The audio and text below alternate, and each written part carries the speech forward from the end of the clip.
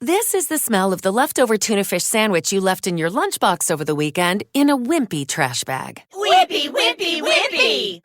Blech! And this is the smell of that same sandwich in a hefty, ultra-strong trash bag. Hefty, hefty, hefty! Ah, smell the difference? Hefty Ultra Strong has Arm & Hammer with continuous odor control, so no matter what's inside your trash, you can stay one step ahead of stinky. And for bigger jobs, try the superior strength of Hefty Large Black Bags. With Lucky Land Slots, you can get lucky just about anywhere. Dearly beloved, we are gathered here today to... Has anyone seen the bride and groom? Sorry, we're here. We were getting lucky in the limo and we lost track of time. No, Lucky Land Casino, with cash prizes that add up quicker than a guest registry. In that case, I pronounce you lucky. Play for free at LuckyLandSlots.com. Daily bonuses are waiting. No purchase necessary. Void where prohibited by law. 18+. Terms and conditions apply. See website for details. Hey, and welcome back into the Foul Pole to Foul Pole podcast. This is your host, Tyler, from Black Diamond Softball and Fitness, and I cannot be more excited about this episode. This week, I had a chance to sit down with Hannah Goodwin, the third baseman from NC State University, and we talked a lot about the transfer portal. We got into recruiting and how there's been a lot of changes in a short amount of time. Just in the amount of time where she was being recruited to where she's at now, there's a lot of stuff that's happened. So check it out. So I'm a senior at State, but athletically, I am a sophomore. Okay. You did have some injuries that kind of helped you lose a season along the way, right? Yeah. So I have a red shirt and then I have COVID year. Okay. So the COVID years are still kind of impacting the eligibility and stuff like that. So you started playing high school ball in 7th grade. Tell me a little bit about that. So I played at White Knoll High School. I made varsity in the 7th grade.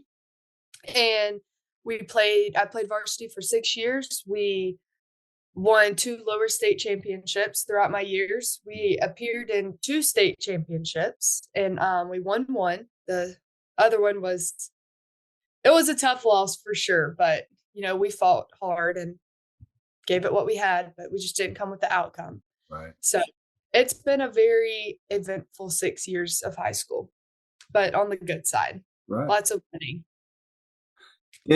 When did you decide, or I guess make the conscious decision of, hey, I can make this, I can go play softball in college. I mean, this is something I can look at to help me academically as well. When did that kind of turn over for you and you started focusing on it?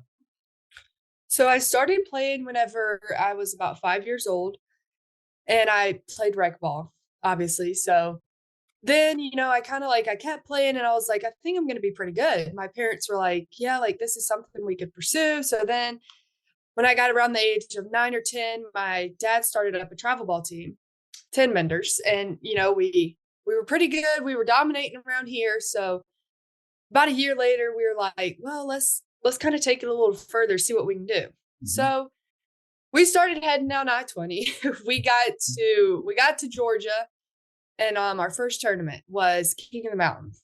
We were like, let's just see what we can do.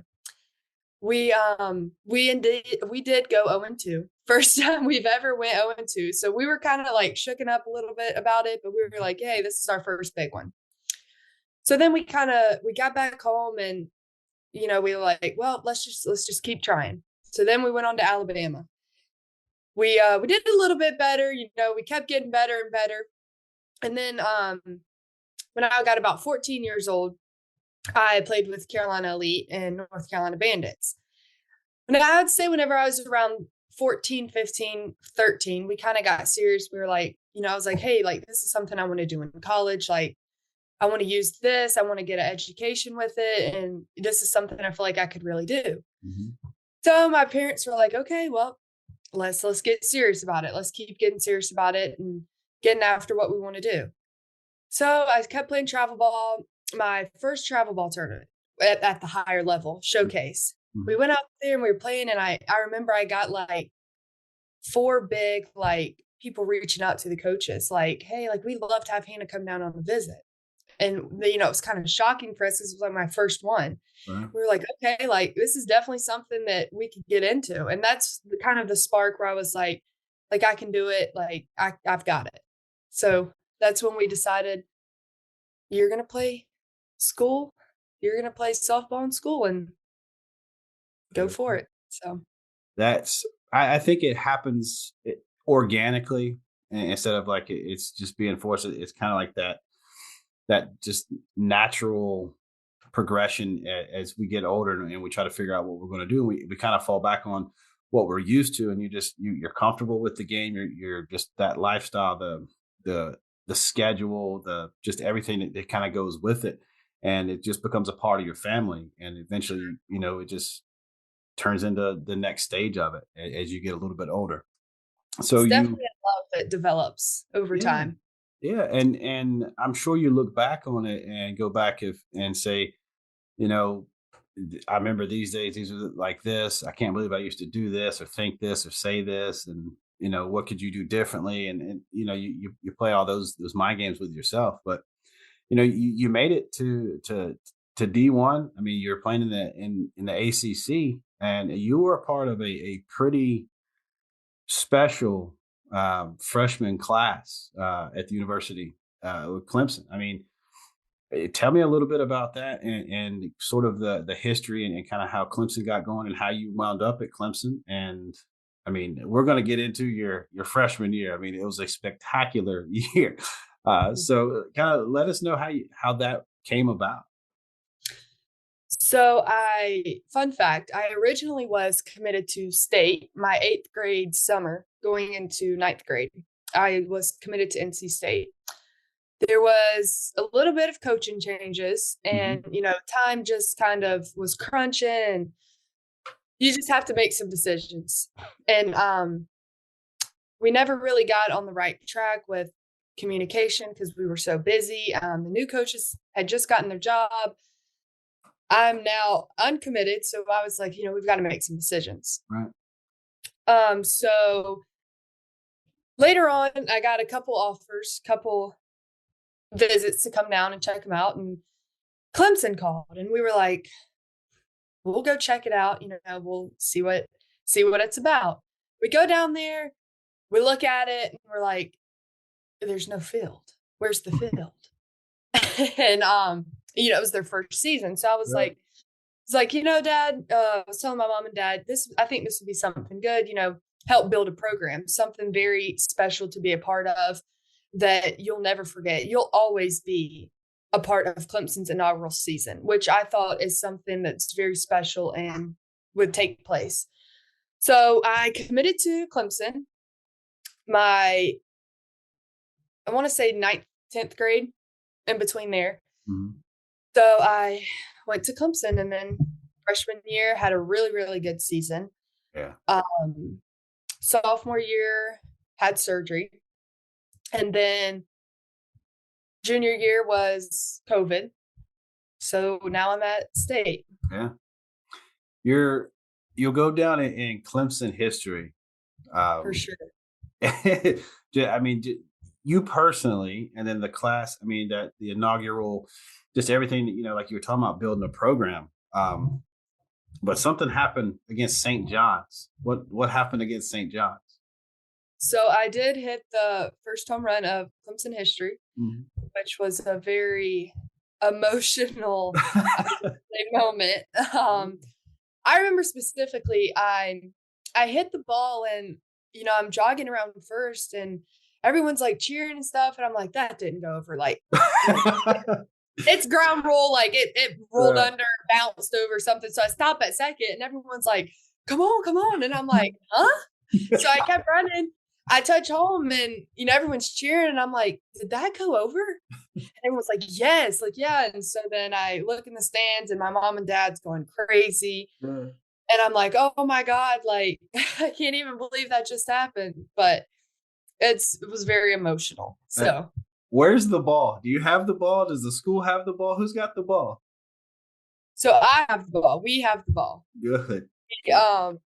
That was actually a very big predicament between who's getting the ball, who do we think should have the ball, and my dad, whenever I hit the home run, he ran out there and grabbed it and brought it back so he could have the original. So we go from committed to state to going to Clemson and now transferred to NC State. I know the transfer portal is like just the hot topic, and I want to get into that a little bit with you, and I want to get your perspective on it. Someone that has transferred between schools, and I don't have an opinion on it. Honestly, it doesn't matter what sport it is. I think it's a personal decision, and I won't say okay, so and so transferred. It's going to greener grass, or so and so transferred. It's never going to be the same. I mean, I think each individual has the right to do what they want to do with their life, and I'll always be right on the fence with it. I see both sides of the spectrum. So, without getting into it too much on the personal side of it, what is your opinion of how the NCAA handles a transfer portal? And as a player that has gone through between two schools, kind of what that's like emotionally and in your mind. I mean, because we don't talk about what that athlete is thinking and the decisions that you guys have to make when you're talking to your loved ones and making the best decision for you.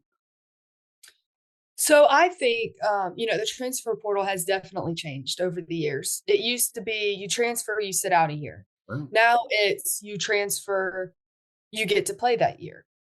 I think for the most part, the rule now is what it should be for athletes to be able to get out of something, to get into something, to be able to make an impact on a school and produce at their level.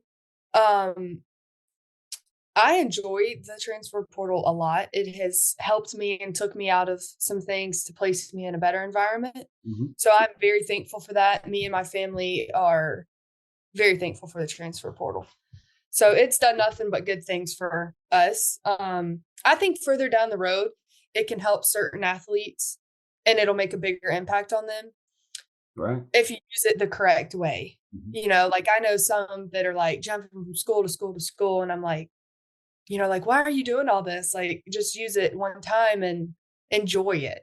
Right. So we have definitely loved the portal and it's done nothing but good things for us. I think my biggest thing is, it doesn't matter if it's football, basketball, baseball, softball, it doesn't matter the sport. We see coaches that will start somewhere and then they'll get a more lucrative job, or they're able to move around with no consequence.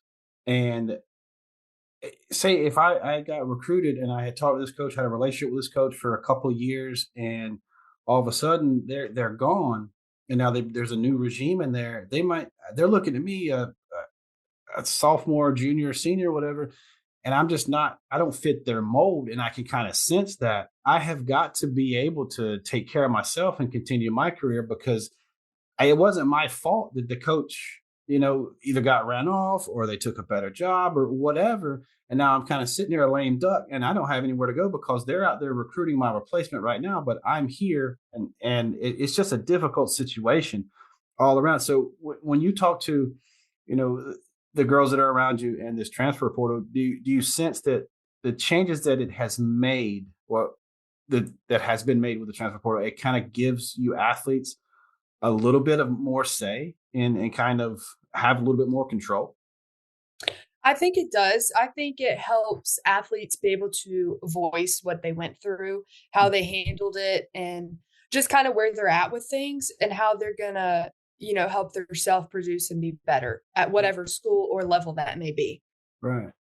Now, on the other side of it, now you're at NC State, and how is it for you going into that situation, the nerves with the new team, and how much interaction did you have with the girls and the trainers and the players and the coaching staff to kind of welcome you in as saying, hey, I mean, you're not a freshman. You've played the game at a high level and you've been around a little bit. How is that kind of transition in the locker room now or in the clubhouse? Honestly, Coach Swift, Coach Patrick, my coaches at State, they have been so awesome. They have showed me how to care for an athlete on and off the field, which is something that I've never had and something that helps you grow as a player. So they are themselves are awesome. They have really helped me grow. Building relationships at state has been awesome. I've made friends so easily and made some of my best friends there. Although I did make friends in Clemson that I think that would be the hardest part Right. of this whole ordeal is leaving friends that I've made there and the relationships that I've built. Mhm. But for the most part, everything has went so well. I've made great friendships at state and, the coaches are just awesome. So That I think that just the community and the sisterhood that you guys have when it comes around that, it's like we're in this thing together and we're looking out for each other. And it just the popularity of the sport and just the camaraderie with the sport, it all is kind of grown together. I mean, you look at it from the Olympic level, international level, and you girls that when you were younger or looking up to them, and now you're at this point, and now the young girls are looking up to you, and you guys are out being able to run camps together. And it might be just like you were talking earlier about your dad coaching, and you're able to come back and kind of help the younger girls out. It feels like it's a great, for the most part, it's a great situation to continue to mentor young athletes and not just be ball players, but how they can be productive members of society, whether they continue to play the game until they're 60, or they get out and they, for whatever reason, they stop playing the game and coaching and stuff. Where do you see the travel game right now as we're leading into that recruiting for just softball and sports in general? How do you see the recruiting going compared to the way it was when you were being recruited?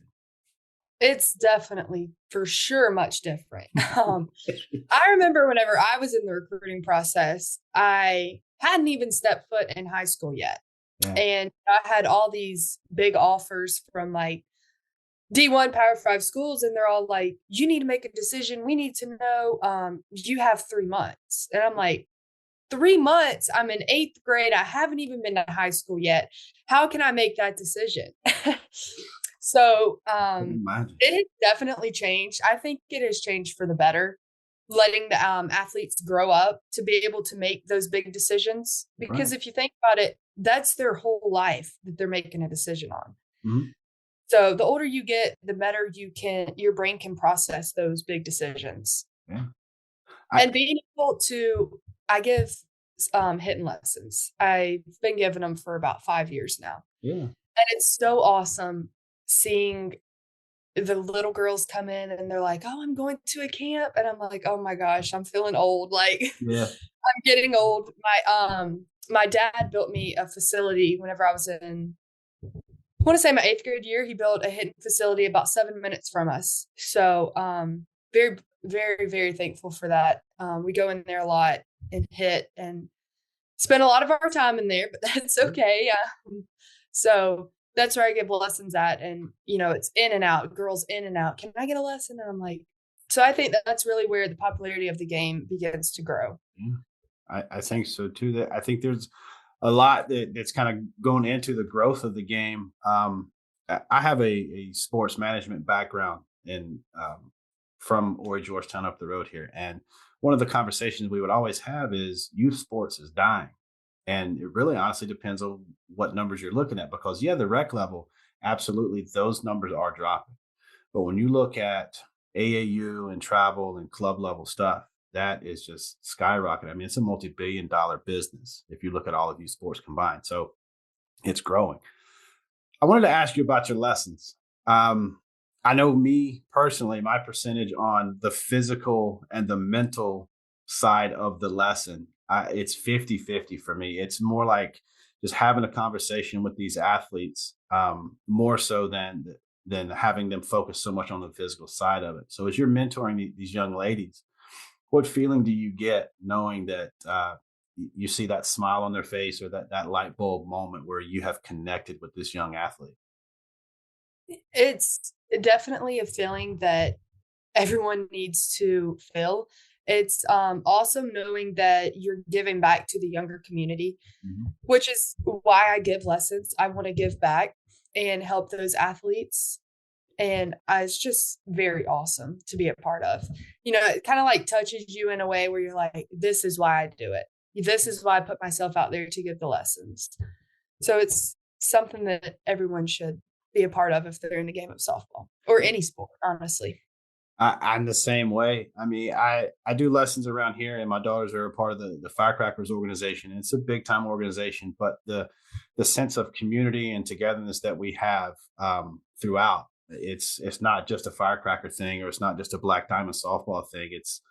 It doesn't matter who they are. I love the game so much, and I have an opportunity to talk to people like you and to share your story, and that way girls can hear you and go, you know what, man, that sounds like me, or she was doing it this way, and it just gives them this like connection.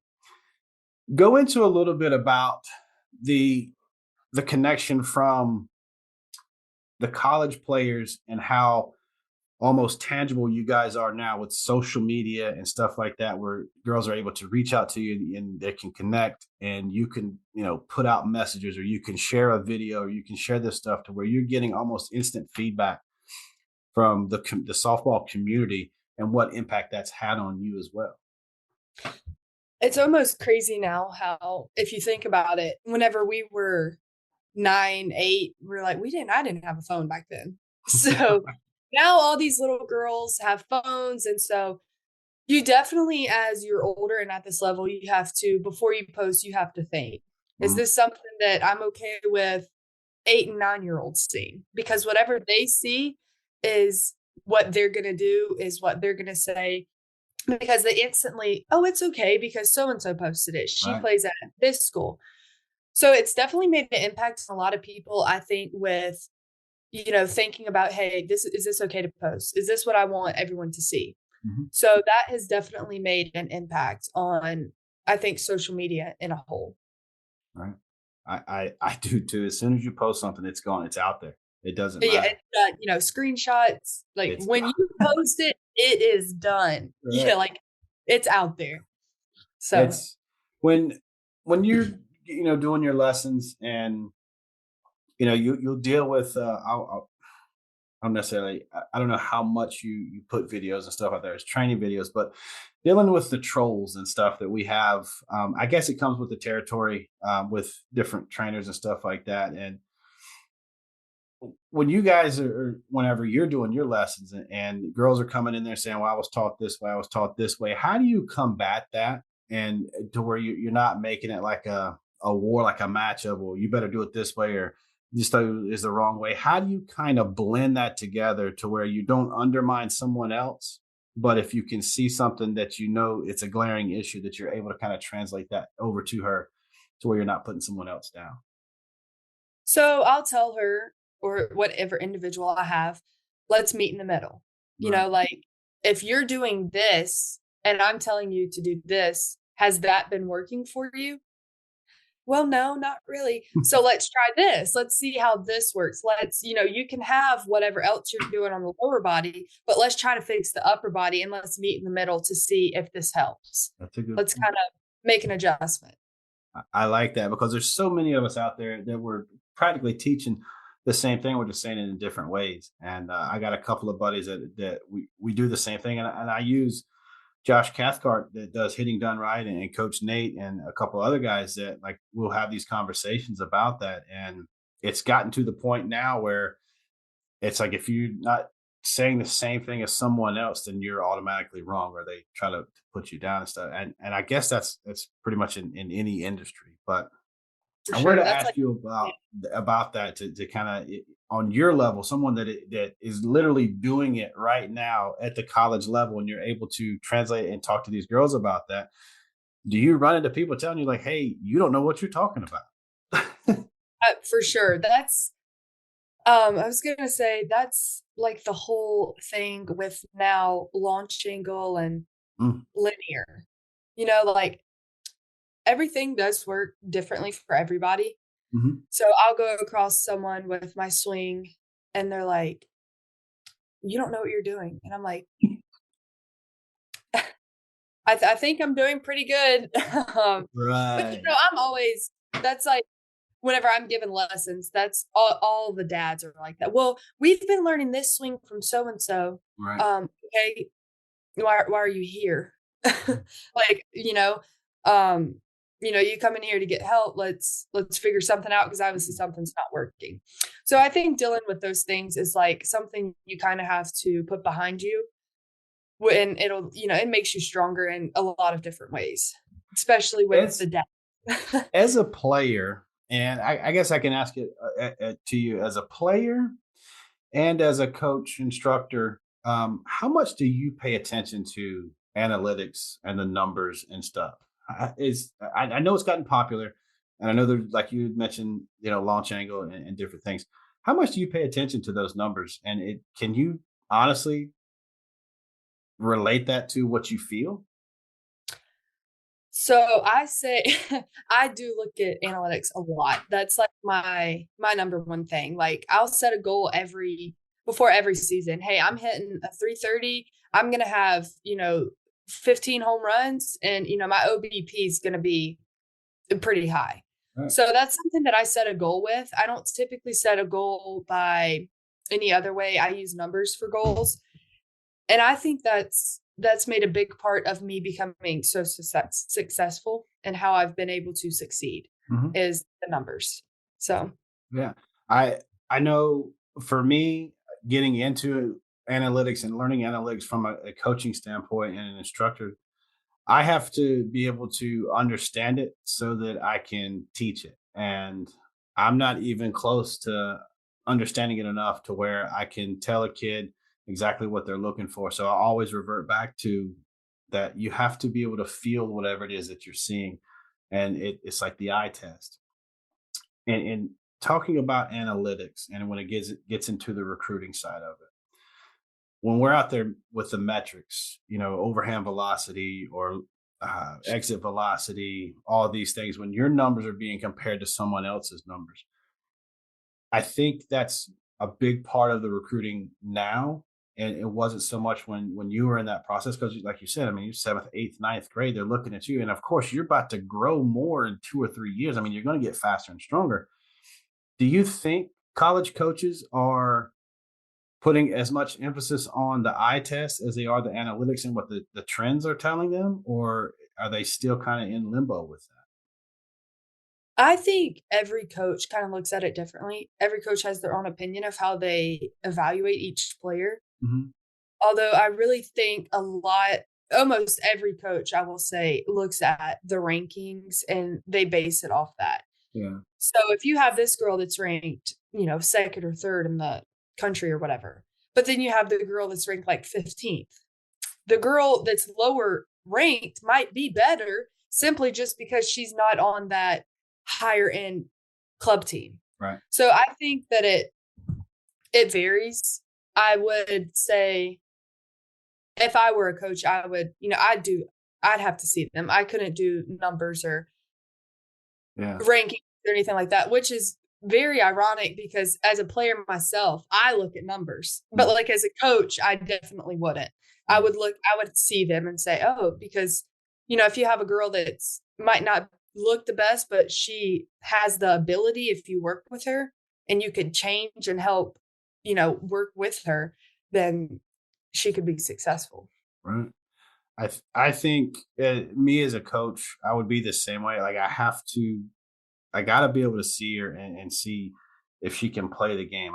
If her numbers are good, okay, great. But I want to see how she's thinking on the field, her instincts. I want to see her communication and stuff like that, because some stuff you just can't measure. At some point now, we're literally splitting hairs between the top 5 and the top 20 girls in a lot of different categories. There are fractional differences between. That's how far the game has come. It's not saying that, the number 1 girl, she isn't better than the number 20 girl. She isn't, but the gap that's there. We as a sport, we have grown, and you guys are pushing the envelope as far as what your bodies can do. The bat speed and pop times from catchers. You got pitchers that are throwing over 70, and it's like commonplace. How hard is it to hit a 73 mile an hour rise ball? very hard. I mean, honestly, it's just the game is so quick now. You just, you see it, you got to hit it. It's. I mean, you look at a third baseman. How far is a third baseman away from the plate? When if they're doing everything they're supposed to do, and there's just the thought that this girl could drop a bunt down, so she's creeping up just a little. I mean, we're talking 25 feet sometimes. I mean, the reaction time is incredible, and you play up the middle, and the ball's getting on you. I mean, you have to play in front of the bags now. I mean, that's how fast these girls are, and your reaction time has got to get incredible. What do you do to help your reaction time and your hand-eye coordination to be able to make that play, or at least knock the ball down to keep it on the infield, to keep her at first? So I've grown up. My dad has coached me my whole life. I've never had any other coach, any other hitting instructor. So we kind of, I play third at state now. Mm-hmm. So my dad we have these tennis balls, and he'll get a tennis racket, and we'll get, fairly close, and he'll just bang them at me, like ball after ball after ball after ball. And then after you see those little tennis balls, you get up on the field and it's like a big beach ball. Right. So that's definitely something that has helped me a lot. Just being able to, with the hand-eye. That transition from playing up the middle to now you're playing third, it's a different position. The game is the game, but there are little nuances about making that transition, especially playing third base. What's some of the challenges that you faced, to continue to grow your game and to be the best third baseman you can? It's definitely very different. I think that I've always had really good reaction skills, so I'm able to react fast. Mm-hmm. So I think that's definitely helped me at third. You have to be a lot quicker at shortstop, getting rid of the ball, quicker hands. At third, you have, a few seconds to spare. It's hit to you literally so hard. You just react and you catch it, and you take a step and throw it. So I honestly think there's a little bit of a difference, but when it comes to third, for me, it's a little easier and better to play, just because I've always been so good at the reaction. So when did you stop being a pitcher? Because everybody's a pitcher. When did you stop pitching? So I pitched in high school. Mm-hmm. I stopped 10th grade, I want to say 9th or 10th grade.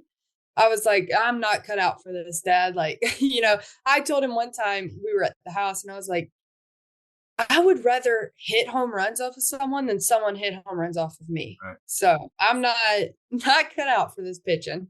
When that moment happened, which one gave way first? Was it the physical side? Hey, I can't spin it, or I can't throw it as hard as some of these other girls. I just can't hit my spots. Or was it the mental where, like you were just saying, like, I would rather hit it all. I'd hit a home run off someone get one off of, because the mental game for a pitcher is incredible. I think the part that really took a toll on me was I had more love for playing the field rather than pitching. And I knew that I couldn't. It's almost nearly impossible to be really good at pitching, hitting, and third or short. Yeah.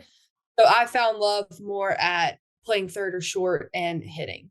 So that's where I was just kind of started going through the motions, and I was like, this, I just can't do this. I'd rather be playing the field and hitting home runs. So what message would you give a little girl right now that is not quite at that recruiting age, that recruiting level yet, where she needs to worry so much about it? She don't even really need to be looking at schools, maybe at that 10, 11, 12-year-old. What would you tell her right now about the game? If she asked you, what's your most favorite thing about the sport? My most favorite thing about the sport is it gives me a getaway. If I'm really struggling in school, I'm like, I need to find something to do. I'll go to the field and I'll hit off the tee. So I think as a little girl, as you're growing up, don't overdo it and build a love for the game that you'll always have, because that's something that's very important. If you're going through the motions and playing and you don't love it, you're never really going to succeed at it. So, love will take you really far in a sport. those girls that are coming through middle school, maybe eighth graders or ninth graders now, that are starting to look at it, and they have their list of dream schools, and they have their list of schools and their majors that they want to jump into, what would you tell those girls? To not get stressed out. I remember I was so stressed doing all that. Just kind of breathe, take a step back, and everything's going to fall in place. You know, you might have some bumps here and there, but everything will fall in place. So just kind of breathe and give it time.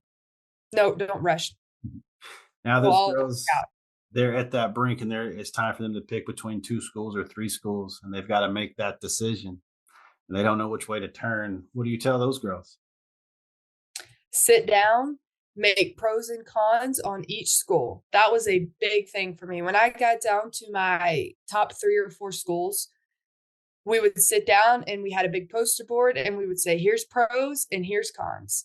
So you kind of have to really weigh your options and say, do we want these pros over these cons, or these cons over these pros that they offer? Right.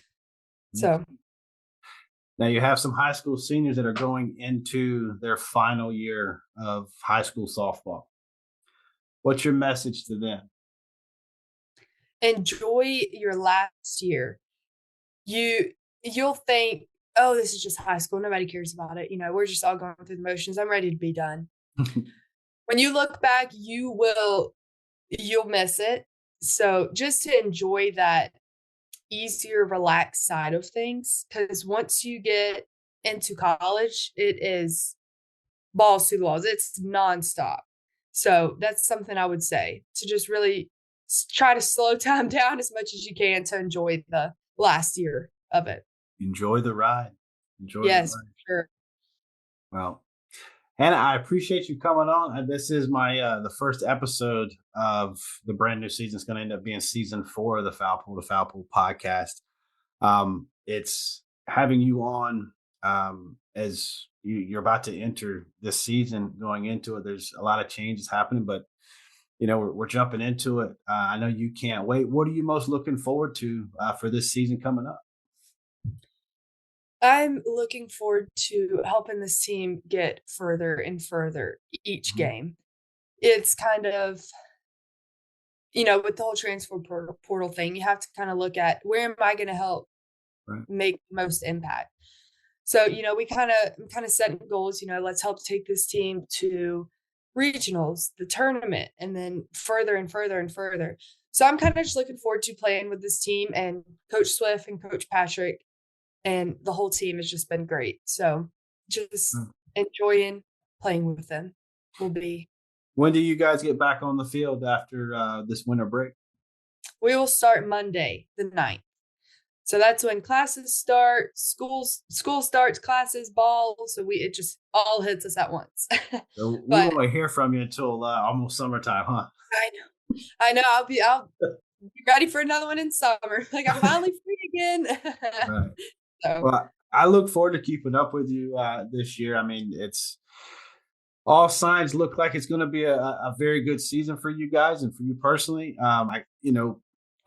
I'm sitting here counting down the days for like, okay, when's the first game of all, like across the board, across the all NCAA? Like, when is the first game that I can actually watch and get into? Because it's like the season goes by just like that. As a fan, I'm sure as a player, it's like that. Before you know it, you're already 3 or 4 weeks into the season. You're like, where did the season go already? So enjoy your time off. Again, it was a pleasure talking to you. It was great meeting you. And I hope we get to do this again sometime, maybe after the season or in the summer when you're back home and you're doing some coaching and stuff. Maybe we can get together and work out something. Yes, for sure. Thank you for having me. It's absolutely been so much fun. Thank you so much.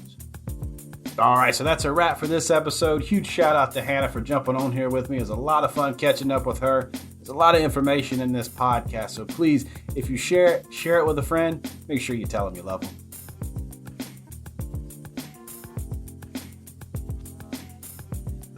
Hello, it is Ryan, and we could all use an extra bright spot in our day, couldn't we? Just to make up for things like sitting in traffic, doing the dishes, counting your steps, all the mundane stuff. That is why I'm such a big fan of Chumba Casino. Chumba Casino has all your favorite social casino-style games that you can play for free anytime, anywhere with daily bonuses. That should brighten your day a little.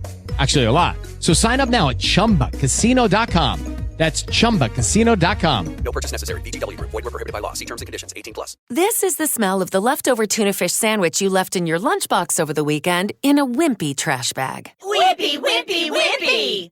Blech! And this is the smell of that same sandwich in a hefty, ultra-strong trash bag. Hefty, hefty, hefty! Ah, smell the difference? Hefty Ultra Strong has Arm & Hammer with continuous odor control, so no matter what's inside your trash, you can stay one step ahead of stinky. And for bigger jobs, try the superior strength of Hefty Large Black Bags.